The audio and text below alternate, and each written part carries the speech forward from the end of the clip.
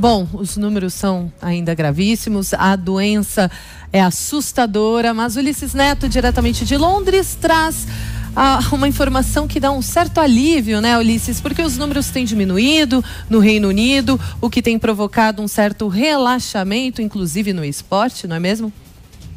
É isso, Kalina. Aqui na Europa, né, a situação tem ficado um pouco mais tranquila, mas é claro, o coronavírus ainda está por aí, né? São os resultados da quarentena que permitiram até agora esses relaxamentos ao redor do continente. Agora em Londres são 12 horas mais 44 minutos, né? Meio-dia e 44. Semana termina com mais um dia bonito de sol e céu azul, termômetros marcando 18 graus em Westminster. Os britânicos respiram um pouco mais aliviados hoje, depois que o governo relaxou um pouco mais as regras de quarentena no país.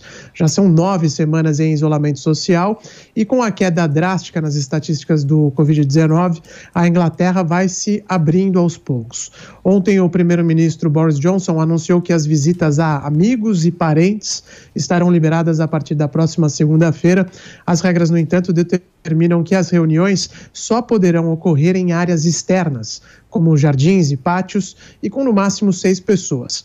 Na prática, isso significa que os churrascos estão liberados, como celebram os tabloides londrinos hoje. A tradição aqui no Reino Unido, nessa época, né, quando faz sol, as pessoas se reúnem para fazer churrasco, seja em casa ou nos parques da cidade. As escolas também vão retomar suas atividades parcialmente a partir de segunda, assim como o comércio, que será retomado nas semanas seguintes.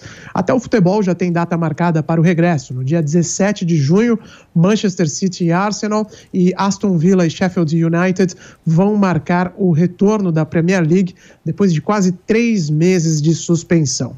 A data ainda é provisória porque depende da regulamentação do governo, né? E também da evolução dos casos de coronavírus.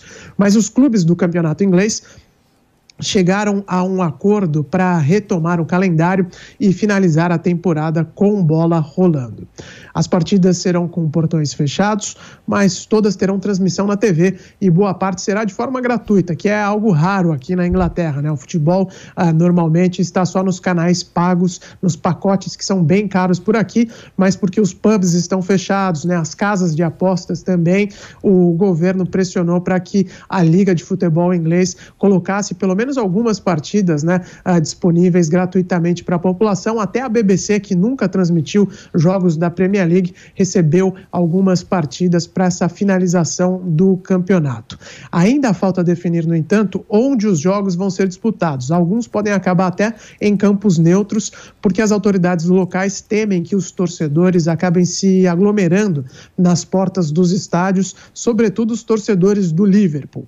O tradicional time do norte da Inglaterra já é o campeão virtual deste ano, né, na primeira vez que o clube conquista a Premier League em sua história, desde que esse formato, né, esse modelo foi instituído aqui na Inglaterra no comecinho dos anos 1990.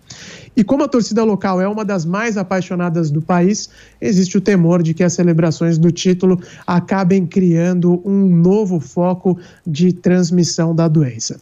A verdade é que, apesar de todo o otimismo e a sensação de alívio por aqui, o coronavírus ainda é uma ameaça muito grande para o país. A Grã-Bretanha tem registrado cerca de 54 mil novos casos por semana e o chamado número R, que é a taxa de reprodução do vírus, está perto de 1. Esse é o patamar de alerta aqui na Inglaterra, né? E qualquer variação acima disso, acima de 1, pode desencadear novas restrições. O ideal é, por exemplo, uma taxa semelhante à que Londres tem hoje, abaixo de 0,5. A experiência da Coreia do Sul, que está sendo obrigada a retomar medidas de distanciamento social depois de ter aberto sua economia, é repetida com alarme nos noticiários britânicos. Porque, na prática, a única ferramenta até agora que é comprovadamente eficaz para controlar o coronavírus ainda é a quarentena.